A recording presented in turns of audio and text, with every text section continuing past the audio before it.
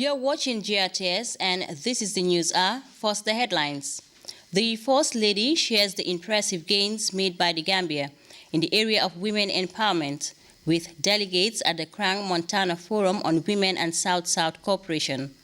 Scorpion coach Sang Dong says the mood in the camp ahead of the Gambia-Mauritania encounter is impressive.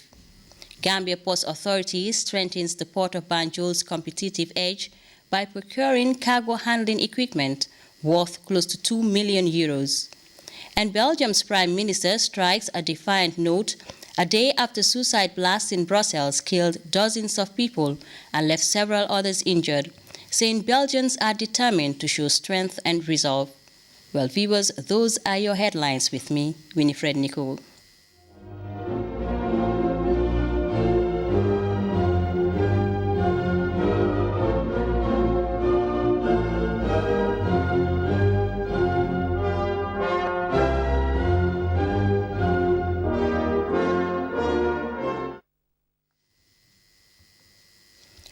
The public is hereby informed that His Excellency, the President of the Republic of the Gambia, Sheikh Professor Alhaji Dr. Yahya A. J.J. Jammeh Babili Mansa, GMRG, FAAICL, is pleased to declare Friday, March 25th and Monday, March 28th, 2016 as public holidays to be observed throughout the Gambia in recognition of Good Friday and Easter Monday. His Excellency the President and the First Family wish you all a happy Easter. The First Lady of the Islamic Republic of the Gambia, Her Excellency Madam Zainab Jammeh, was among decision makers, experts, and other delegates who gathered in the Kingdom of Morocco for the Krang Montana Forum on Africa and South-South Cooperation. Ominjai traveled with Madam Jammeh and entourage, and she now reports. Women groups, mostly entrepreneurs, have wrapped up a symposium pledging to build new partnerships to empower women and youth on the African continent through the South-South Cooperation. The discussions at the forum centered on ways of ensuring how women can become key actors in the structuration and good governance of Africa. The synergy saw government officials, civil society, private sector, and development partners debate key issues of women empowerment, jobs and entrepreneurship, with a special focus on how the mechanism of the South-South Cooperation can help bring about change in countries on the African continent and beyond. From the local community to the assumption of national responsibilities, women play a continuously growing role in the African political decision process. African women are key actors of the African economic development. The forum, they say, is one that has the potential of strengthening the stance of the African women on the political front in a bid to develop Africa and the world at large. The First Lady of the Islamic Republic of the Gambia was accompanied by a high-powered delegation to the forum, and she delivered the keynote address. Madam Jammeh's statement touched on the key areas that the Gambia government has already started implementing towards empowering youth and Gambian women and the key positions Gambian women hold. In the Islamic Republic of the Gambia, the Women's Act 2010, which has been recently amended to incorporate the presidential proclamation banning female genital mutilation in the Gambia, and the National Gender Equality and Women's Empowerment Policy 2010 to 2020 constitute the national framework indigenizing all relevant international agreements on gender equality and women empowerment. These include the 1985 Nairobi Forward-Looking Strategies, the UN Convention on the Elimination of All Forms of Discrimination Against Women, CEDAW, the Beijing Declaration, the African Charter on Human and People's Rights on the Rights of Women in Africa, and the African Union Declaration on Gender Equality in 2004. Madam Jammeh shared with the gathering the significant progress registered by the Islamic Republic of the Gambia in the representation of women in the political and public life, and its strides in ensuring women become key actors in the structuration and good governance of Africa. First Lady Jammeh revealed that the Second Republic has registered 40% female representative, which is above the 30% recommended by international standards. Women also serve in different portfolios such as cabinet ministers, ambassadors, members of parliament, judges, doctors, and lawyers, as well as in the public and private sectors as chief executives, board members, and senior civil servants. In the area of leadership, Gambian women partake in national decision-making processes at all levels. Since the advent of the Second Republic, Cabinet has registered 40% female representation, which is above the 30% recommended by international standards. The government of the Islamic Republic of the Gambia, Madam Jammeh said, has registered tremendous progress in reducing mortality and morbidity rates among infants and mothers, and will further complement investments in the education of women. Development agencies and countries, including Solomon Islands, Equatorial Guinea, and Ghana, shared their initiatives and projects at the symposium as a catalyst for the replication of similar techniques elsewhere to help improve the stance of women in the political front. For African women to become key actors in the structuration and good governance of Africa, gender equality could prove paramount in maintaining the spirit of solidarity for emerging Africa. Reporting for GRT's News from Morocco, I am Uminjai. The Minister of Basic and Secondary Education has been speaking about the key role information communication technology can play in the transformation of the African continent's education systems. Dr. Fatou Lamine Faye was speaking at a forum dedicated to education held on the sidelines of the Krang Montana Forum in Morocco. Details in this report by Uminjai. Educationists from across the continent and beyond have, during the Trans-Montana Forum, sat to discuss issues revolving around the education system of countries on the African continent and to look at ways of transforming the system through digital technology and how it can contribute meaningfully in developing the education sector. The theme of the meeting, Education, the Key to the Future, is a crucial one, given the fact that it is supported by clear evidence across the world and proven that better educated countries grow faster than others. The Basic and Secondary Education Minister of the Gambia, Dr. Fatou Lamine Faye, was among the many educationists discussing the advancements of the sector, and she disclosed to the gathering that more investments in the education sector could be critical in reducing poverty and inequality. It is one of the most important investments a country can make in its people and its future, and it is critical to reducing poverty and inequality. There is further empirical evidence to suggest that when all students in low-income countries left school with basic education skills, 171 million people could be lifted out of poverty. There is no doubt, therefore, that education can significantly transform the socio-economic landscape of countries, but I must, however, hasten to add that the education that is provided must be of good quality and relevant to the needs of society. Par vous-même, votre propre, je dirais, outil de travail. Donc 32 000 enfants. The Moroccan Minister of Education, Rachid Ben Mokhtan, said the forum is timely, the fact that it came at a time when the African continent is envisaging new innovation plans of integrating technology to the education sector. Minister Mokhtan informed the gathering that currently 85% of schools in Morocco have introduced basic information technology to their curriculum in a bid to expose its people to the digital world. In a fast-changing, interconnected world, information, communication, and technology could prove paramount to empowering both learners and educators.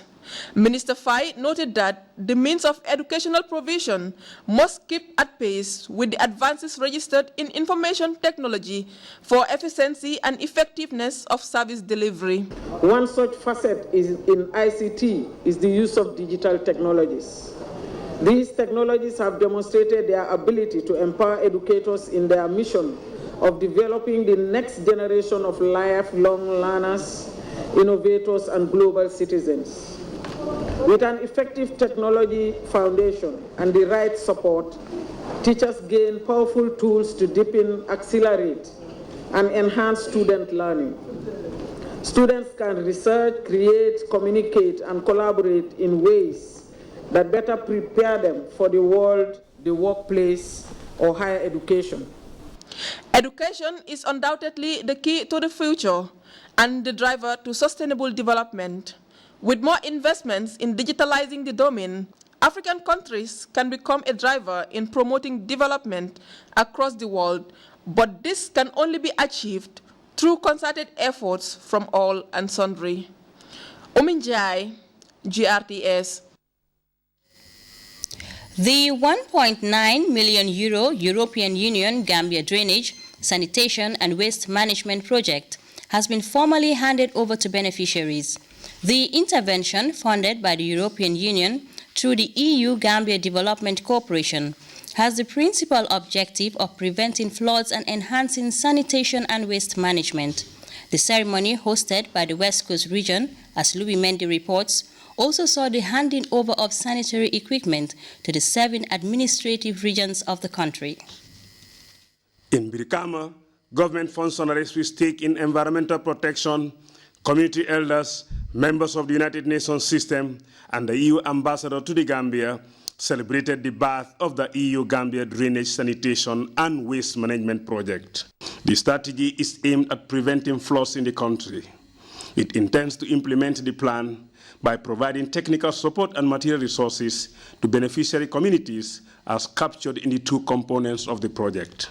It could be relevant to know that the project was initially designed and intended to cover the 7 regions of the country, but due to the cost of the civil works, hardware interventions are now being implemented only in Carnegie Municipality, West Coast, Lower River, Central River, and North Bank regions. The €1.9 million scheme was conceived in 2010 following the flash floods that wreaked havoc in many homes in the country.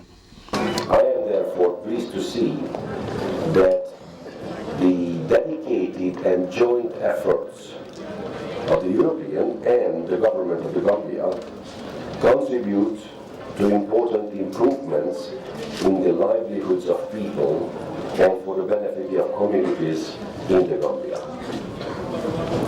Distinguished guests, ladies and gentlemen, with the implementation of this project, the EU has successfully financed the cleansing of the drainage systems of all the affected major towns of the 2010 floods and removed the waste dump sites in those communities.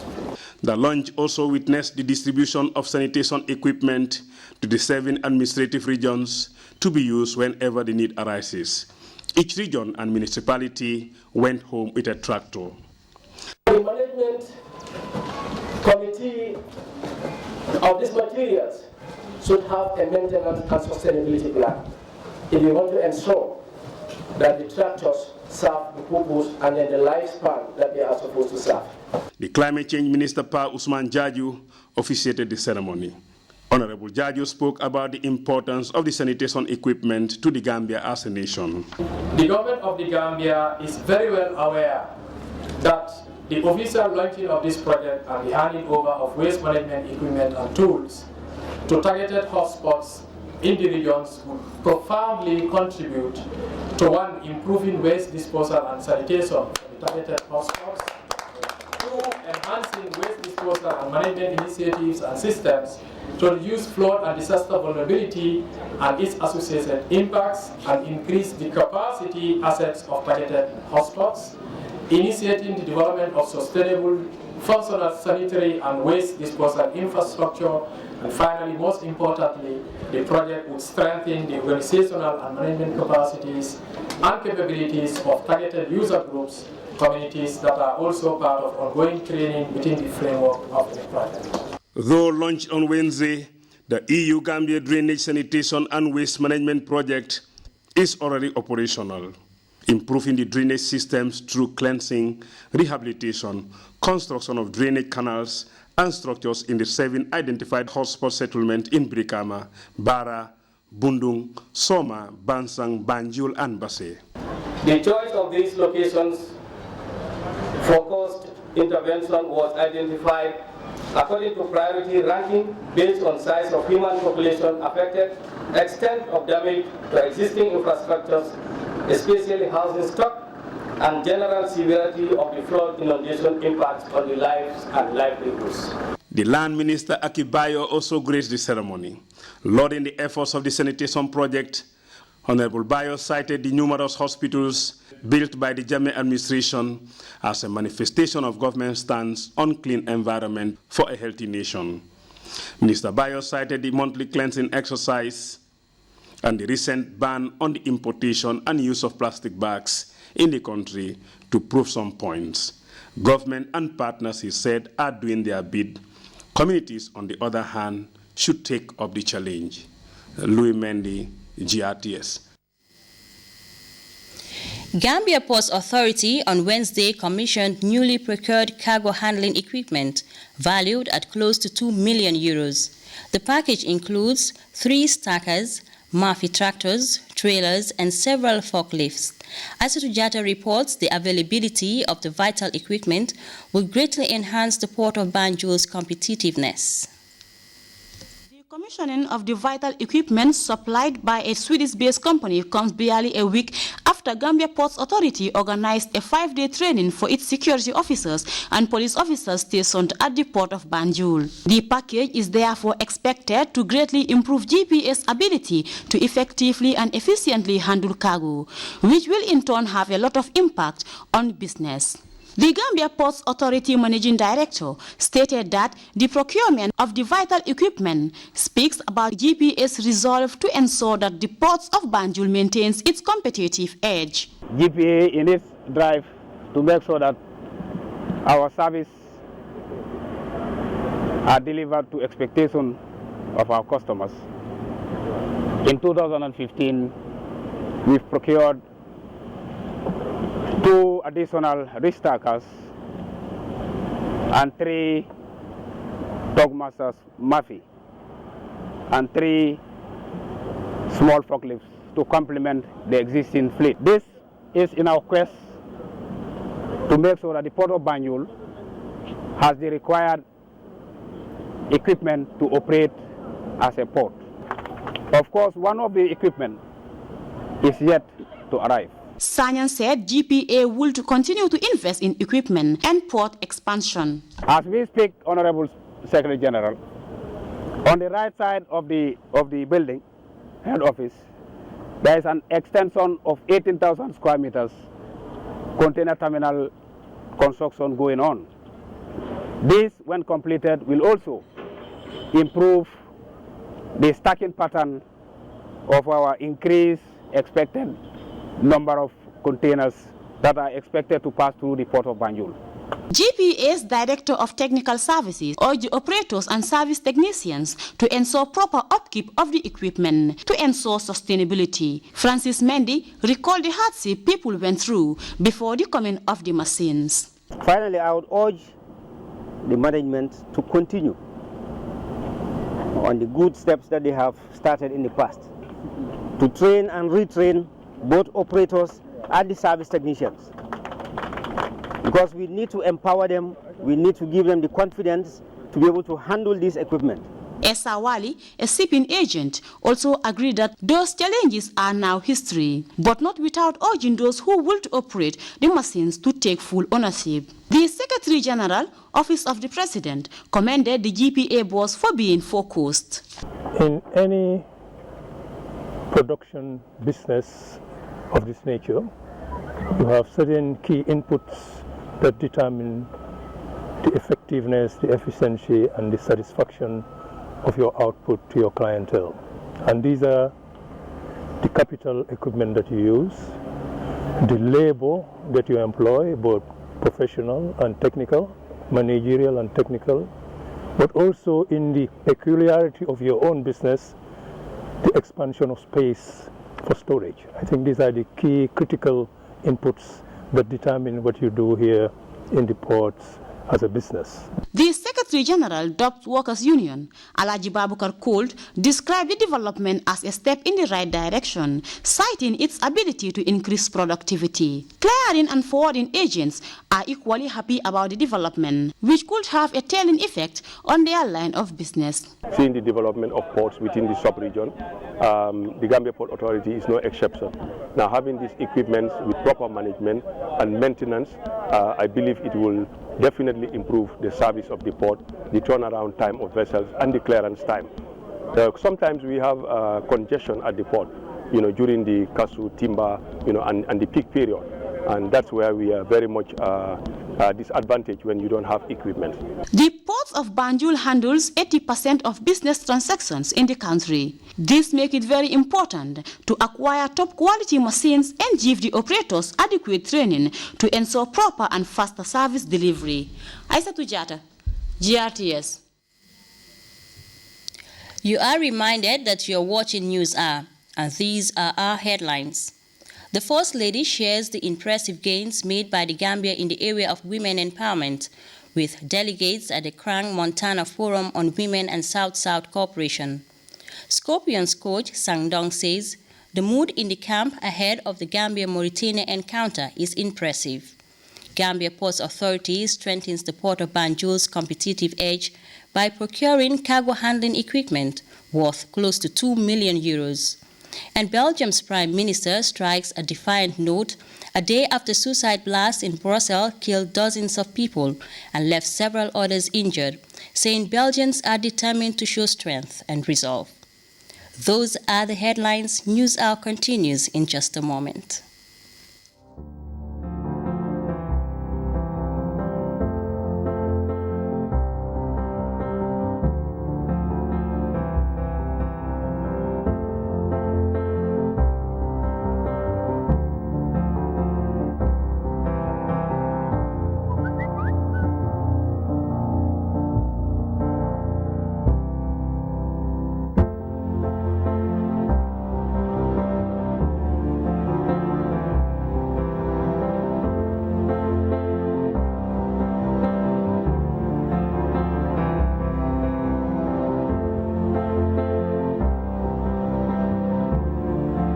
QCell's Kodor mobile money, you can now send and receive money anytime, anywhere. QCell's Kodor also lets you buy QCell credit, Q-Power, and lots more. For more information, call 133. QCell's Kodor mobile money. Sunyu Sim, Sunyu Kalpe, Sunyu Bus.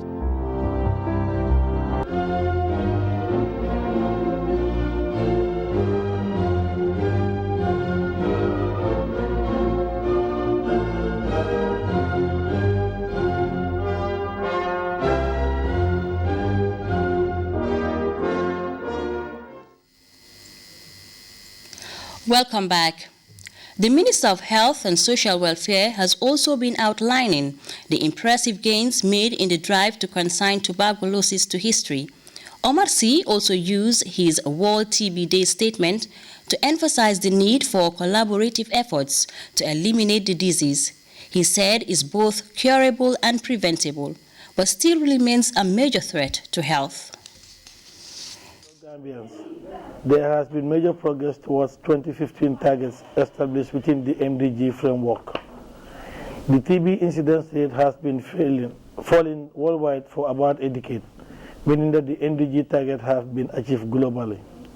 By 2013, the TB mortality rate has been reduced by 45% since 1990, and the target of a 50% reduction by 2020 is within reach.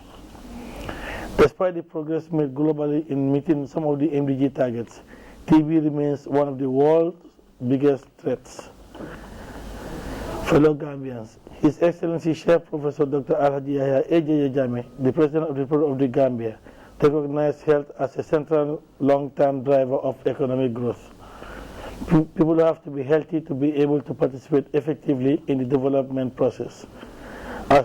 As a result of this firm commitment by the President and the Government of the Gambia, the Ministry of Health and Social Welfare has over the years made significant progress in the fight against TB in the Gambia.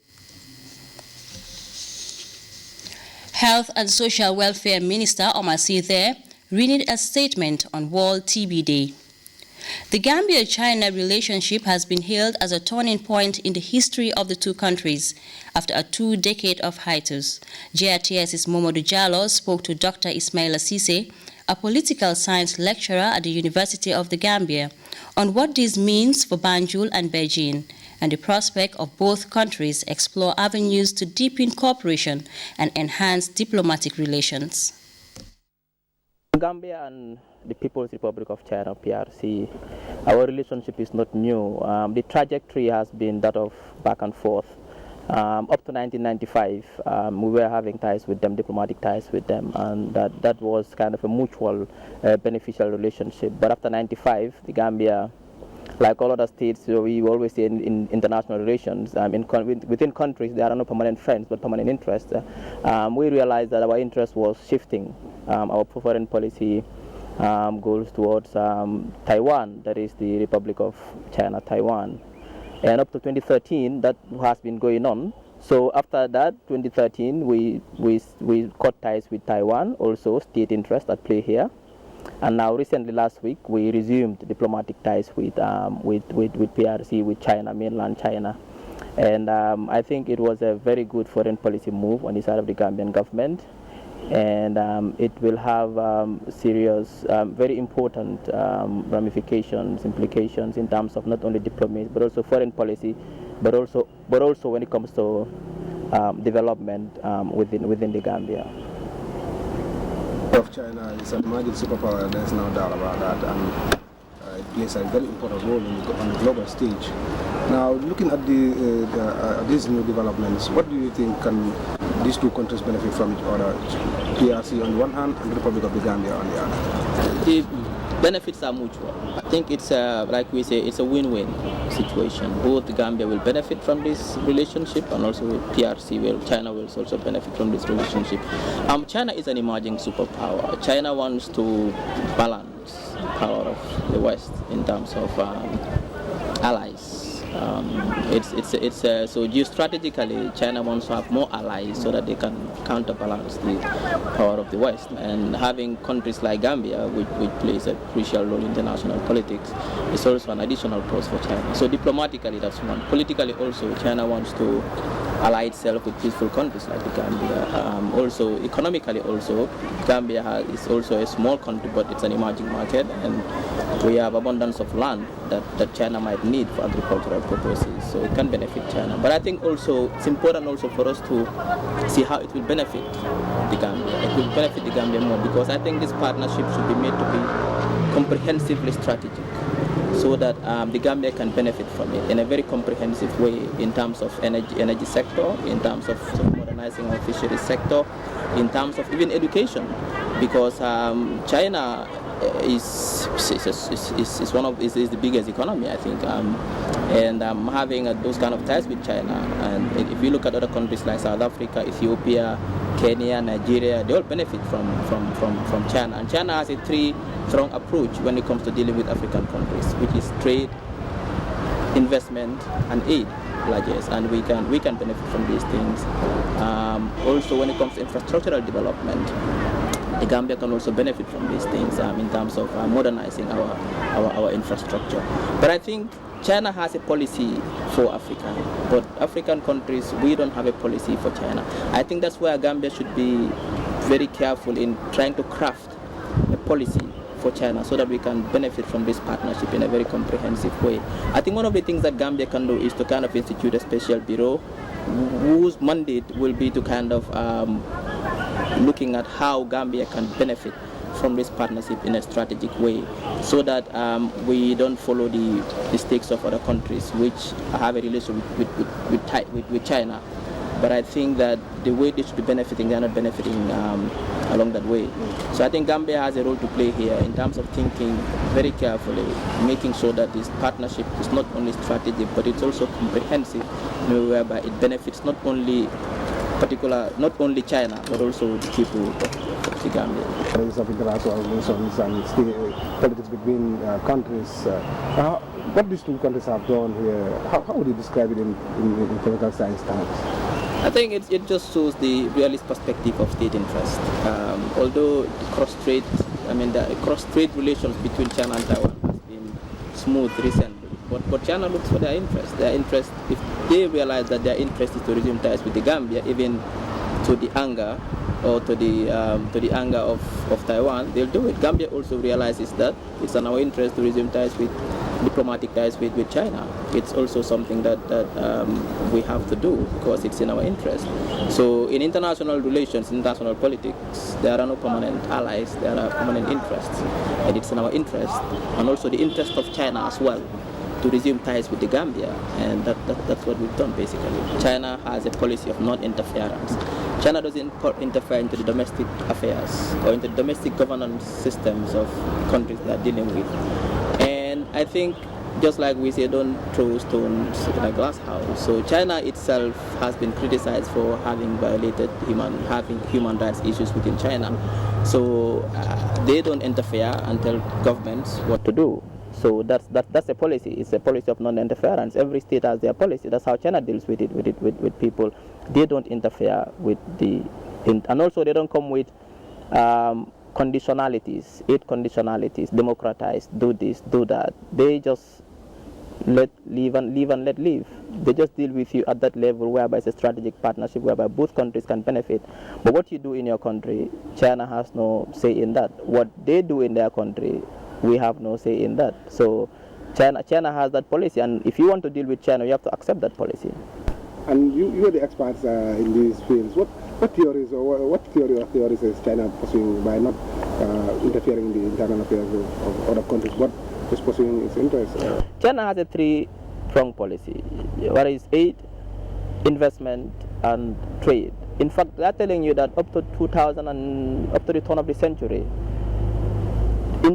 Sino-African trade was amounted to $10 billion. Now it is about $220 billion. China is Africa's largest trading partner. When it comes to aid, you've seen it. Look at the Tazara railway that they built for Zambia, between Zambia and Tanzania. Look at they spent $200 million to build us the African Union headquarters in Addis Ababa. So all these are projects, big infrastructural projects. Recently they gave Senegal $700 million to pump into the economy in terms of infrastructural projects so that they can boost the economy and boost production in Senegal, in the Senegalese economy. So all these are things that China is doing. When it comes to investment also, Chinese firms are investing. They have a complex network of Chinese firms which are investing into African countries. And also it's also an opportunity for also our local industries to also kind of enhance them so that they can also, through investments, invest in the Chinese economy, because China is is the biggest economy. China has a population of 1.4 billion people.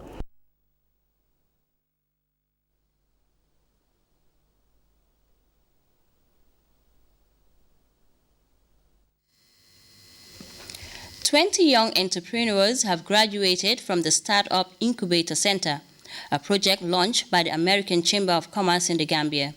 Ibrahim Jallo reports the objective is to arm budding entrepreneurs with skills to grow their businesses. At the Incubator Center in Kanifing, young entrepreneurs and business executives gathered for the graduation of 20 young and aspiring entrepreneurs who are the first batch to benefit from the center's entrepreneurial training. The Incubator Center set up by the American Chamber of Commerce is meant to prepare the ground for young entrepreneurs to realize their dream with a view to promoting self-employment and economic growth. The Vice President of AmCham, Awa Sisa, said her institution is committed to supporting young people to excel in their desire to become successful entrepreneurs. She disclosed that the Incubator project is funded by the U.S. Embassy in Banjul to the tune of $149,000.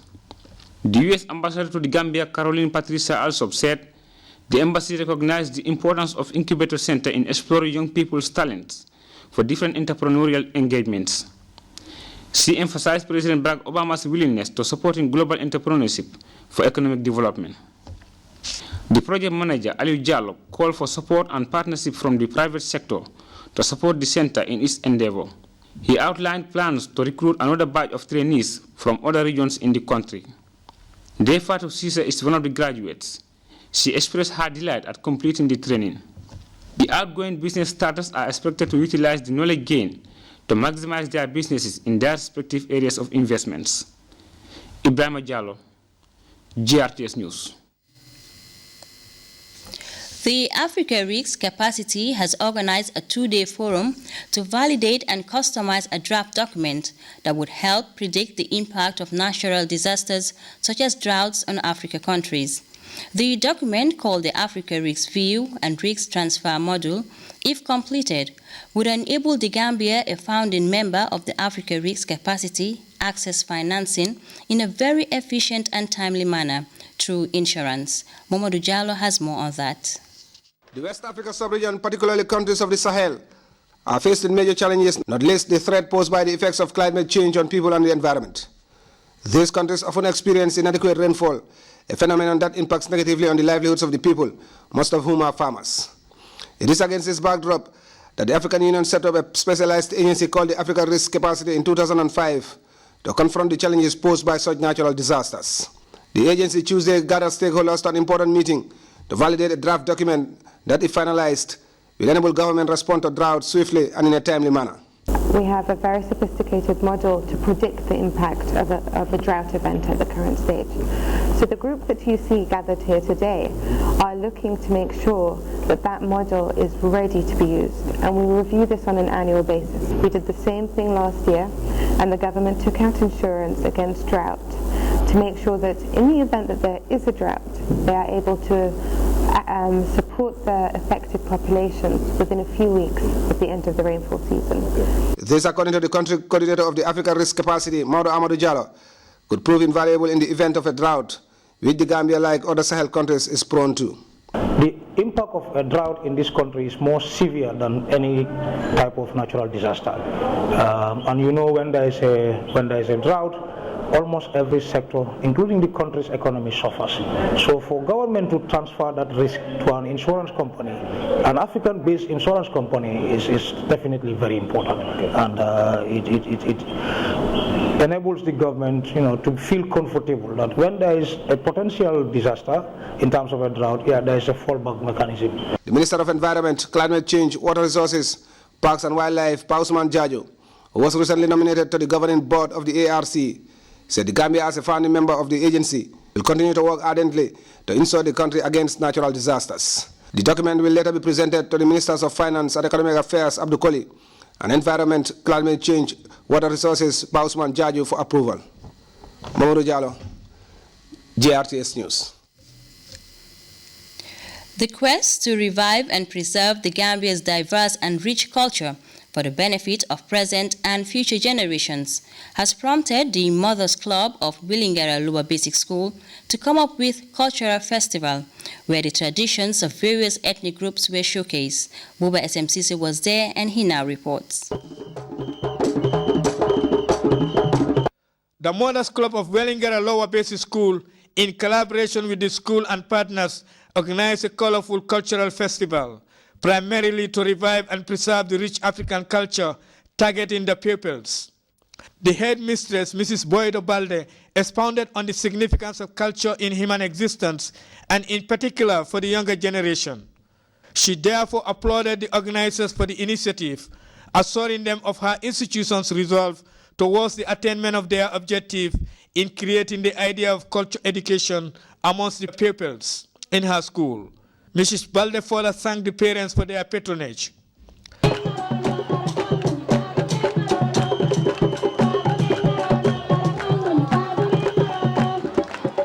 The public relations officer of the club, Mrs. Fatou B. Dabo, returned gratitude to the parents and partners for making the event a success. She challenged the pupils to cherish their culture and also learn to appreciate other people's culture for peaceful coexistence. Some of the pupils who spoke to GRTS shared their feelings about the event, expressing gratitude to the organizers for coming up with such an important event. I am very, very happy to witness this day. The Mothers Club is henceforth committed to inculcating the idea of culture consciousness into the minds of the critical mass of society, the children, through festivals like this one for the attainment of cultural identity amongst the children as a tool for national development. Buba SMCC, GRTS. Students of the Gambia College Sub-Union and their visiting counterparts from Guinea-Bissau on Tuesday explored the vexed issue of regional integration and reviewed the education sectors of both countries. Samuel Barr reports the link established a few years ago seeks to enhance regional connectivity through the Pan-African Students' Union. Students of the Gambia College Sub-Union and their counterparts from Guinea-Bissau have opened up new avenues for cooperation through an exchange program. The Bissau-Guinean team, who are currently on a visit to the Gambia, are hoping to strengthen links with their friends in a sister country. As the visitors wrap up a week-long visit to Banjul, the students of the sister nation staged a symposium to cap off activities on the topics importance of regional integration. The organizers also looked at the education sectors of both countries and possible ways of harmonizing the higher education sectors.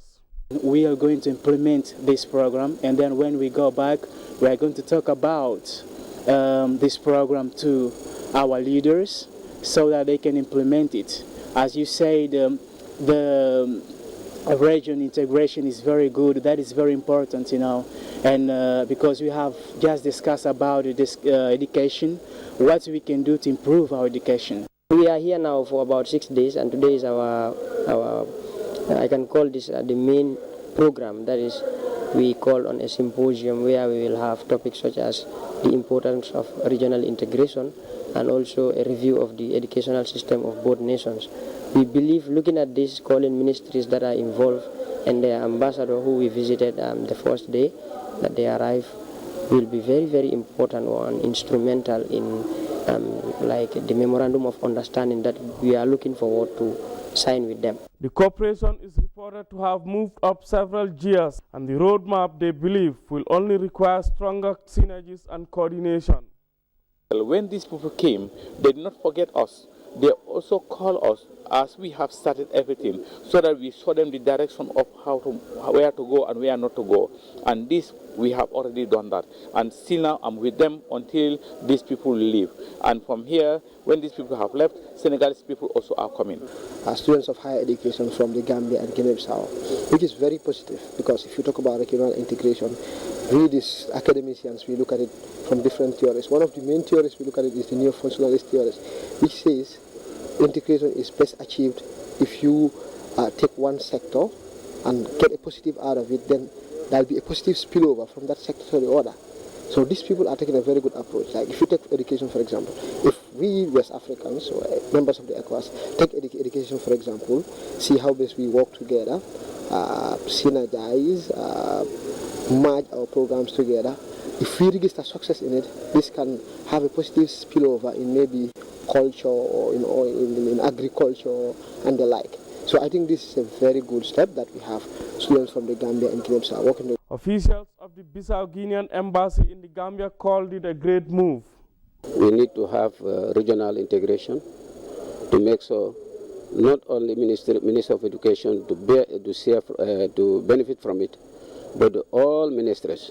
Looking at the topic relating it to Gambia College, like the educational curriculum, we are teachers of it, we are nurses, agriculturists and public health officers. When we look into education, as far as our learning is concerned, the review of the curriculum for both Guinea-Bissau and the Gambia has done a very good, important aspect of our educational career here, because students will get to know how the educational system operates, how the framework of the educational system is. As far as the Gambia is concerned, we said access, relevance and quality. This is what is being buttressed in our educational system. And in Guinea-Bissau, we also have a similar thing. Students in the Gambia College getting to know that the topic is important and putting the topic into a seminar or symposium, I think is a very relevant thing that is being done. And even discussing about regional integration is another thing, because if people can come together, if students can come together with these minds, what if they are in higher positions for the government? It means everything has been started from the grassroots level. We just need to continue. The same people in Guinea-Bissau, the same people in Senegal, the same people in Gambia. And you cannot definitely say in Gambia, for example, we are safe if we mold Gambians and leave other countries. Because an incident in Senegal or an incident in Guinea-Bissau directly affects what is happening in the Gambia. So therefore, it is better for all these countries to come up together provide quality education to the children, because children are the future of the country. Education remains high on their list of priorities, and the focus, they say, would be how to harmonize and share best practices in the education sector. Samuel Ba, GRTS. We will be back with news from outside the Gambia after this break.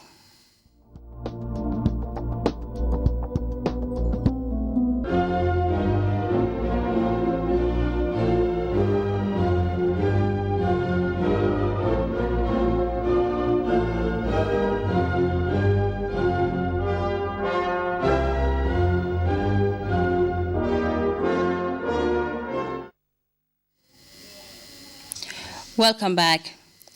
Belgium's Prime Minister has described Tuesday as a dark day in his country's history, but added people there are determined to show strength and resolve in the face of the crisis. The Belgian king led his people in observing a minute's silence in remembrance of victims of the terror attacks. We have more in this DWTV report. Sometimes there are no words, not for politicians, not even for the king.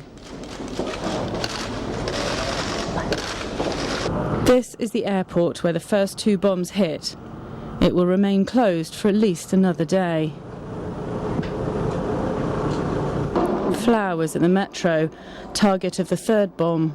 France's Prime Minister joins his Belgian counterpart to pay his respects. The Place de la Bourse. People have been gathering here all day, putting down flowers, candles and flags of their home nations. Symbols of their solidarity with those who died, and a determination to carry on. It's just so annoying that there are people who are doing this kind of stuff that is really stupid, because the thing where the Muslims stand for is to don't kill people, to be happy with all kind of peoples, and when they do this for their religion, it's really not good. It is indeed a very sad day, and we woke up in another country, in another Europe. When we look at Paris, when we look at London, Brussels, tomorrow it could be another country, another European country, another capital. But we should not be afraid. For now, it's Belgium that mourns. Yet this is also the heart of the European Union. And Brussels is home to NATO. On this, a day of symbolism. After the silence comes applause.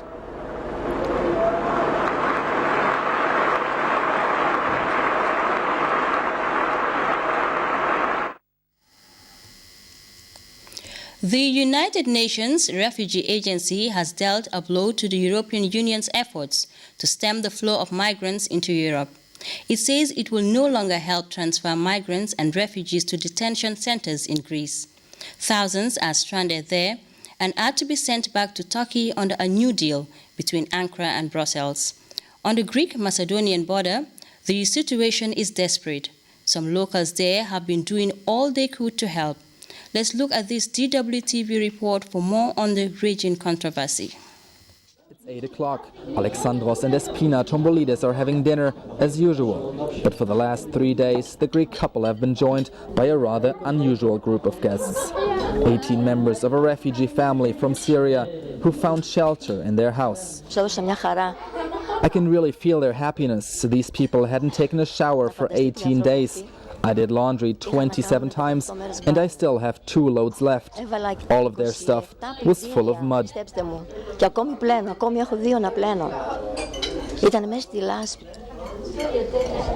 Just a few days ago, the extended family called this their temporary home, the Idomeni refugee camp, only 20 kilometers away. They slept outdoors in tents, like around 10,000 others here. It rained for days. Many children became ill.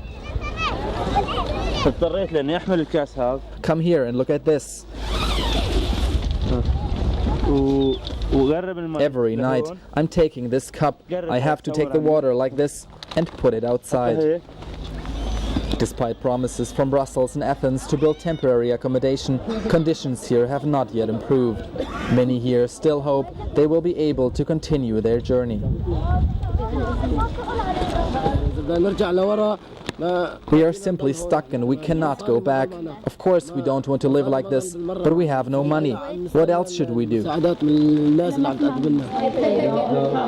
Despina and Alexandros Tombolidis, it's a situation they couldn't just ignore. They drove the 20 kilometers to the camp and took the 18 Syrians back to their house. Suddenly, we are here. From a miserable life to here, a very, very beautiful life. About 24 hours, I think it's a dream. I wait to wake up and come back Adumini. And now all of them are spending their days together in the big house. The young people are often Skyping with their relatives in Germany. That's where the family still wants to go. This is not a solution to the bigger problem. We know that and they know that. But it gives them the time to take a breather and to carry on. Right now we are getting used to them so much. I think at the end we're actually going to miss them a lot when they're gone. The Greek couple don't know how long they will be able to host their 18 guests. But expecting the Greek government to take better care of the refugees in Idomeni is, they say, hopeless. We take a second break now.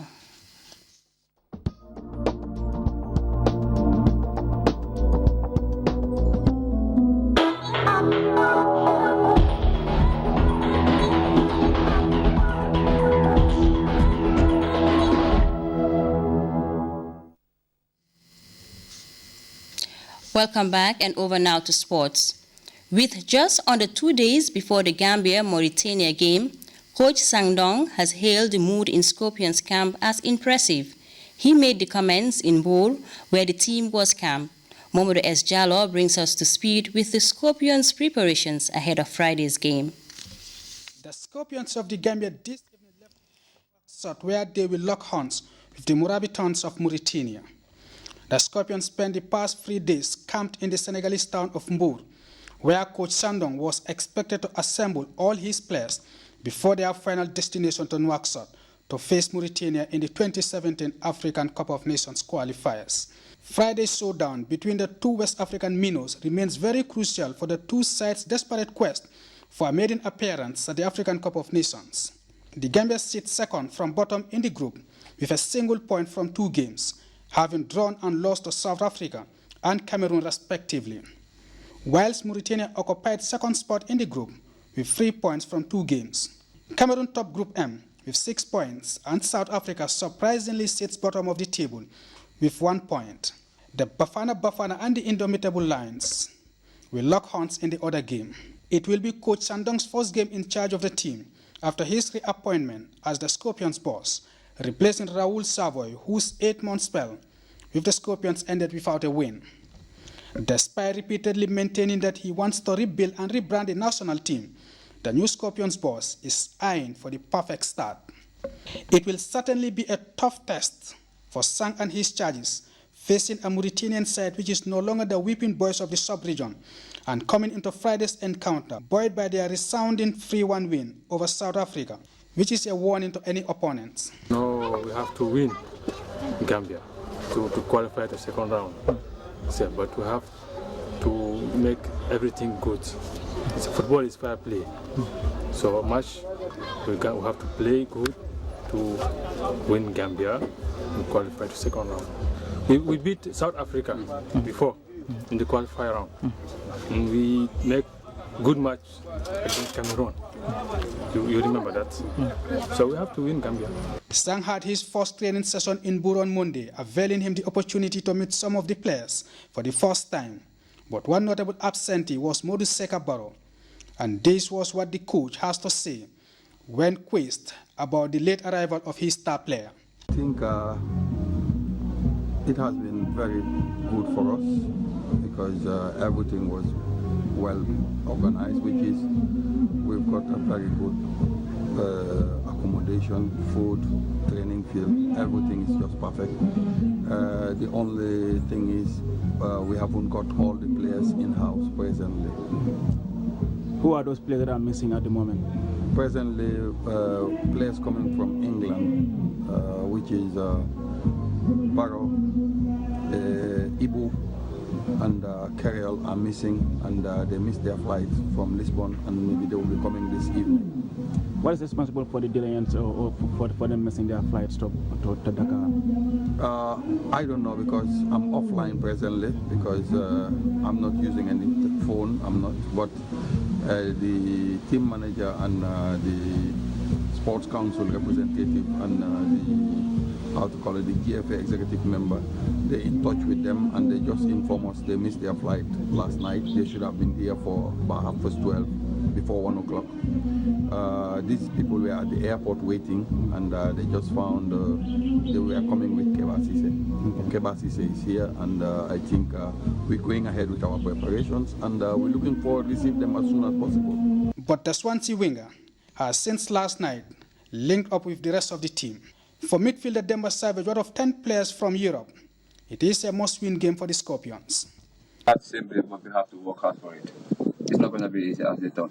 It's going to be easy. It's not going to be easy. It's against Mauritania, they won against South Africa. So we have to work hard. If we work hard and believe in ourselves, for sure we can happen. But football pundit Babukar Kamara is urging for calm ahead of the game. Football now, there are no underdogs. And we know that Mauritania is one of the most improved teams in Africa.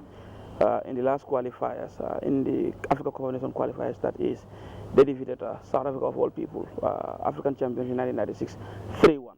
So obviously, you know that they are not to be underestimated, and secondly, they are playing at home. So obviously, I think a draw could turn out to be a very, very positive result for the Gambia.